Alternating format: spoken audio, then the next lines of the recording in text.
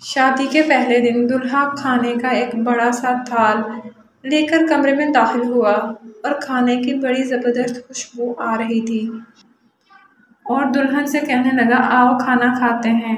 تو دلہن بولی میں نے دیکھا ہے کہ آپ کی والدہ نے بھی ابھی تک کھانا نہیں کھایا، آپ اپنی والدہ کو بھی بلا لیں تاکہ ہم مل کر کھانا کھا سکیں۔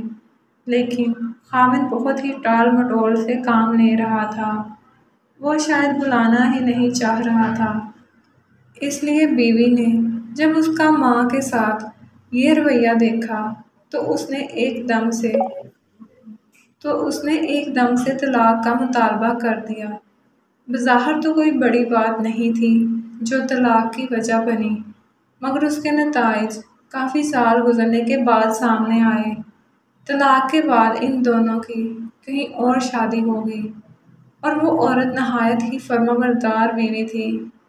اس کے بچے جو اپنی ماں سے بہت محبت کرتے تھے، اس نے حج کرنے کا ارادہ کر لیا اور اس مبارک سفر میں اس کے بیٹے بھی اس کے ساتھ تھے جو اپنی ماں کا بہت خیال رکھتے تھے، اس کے پاؤں زمین پر نہ پڑنے دیتے تھے۔ صحرائی راستوں کی دشواریاں ہوتے ہوئے بھی سفر اچھا جا رہا تھا۔ راستے میں انہوں نے دیکھا کہ ایک بھٹکا ہارا ہوا شخص تھا، لباس پھٹا سا، پاؤں میں جوتا نہیں تھا، گندے اور برے حال میں وہ کہیں راستے میں گرا پڑا تھا۔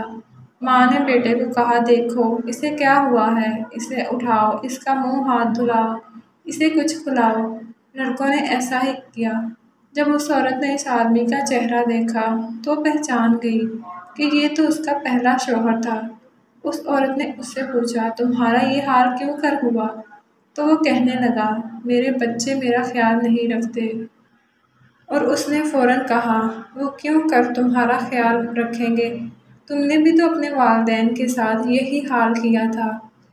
میں تو شادی والے دن ہی سمجھ گئی تھی کہ تم اپنے والدین کے حقوق پورے نہیں کر رہے۔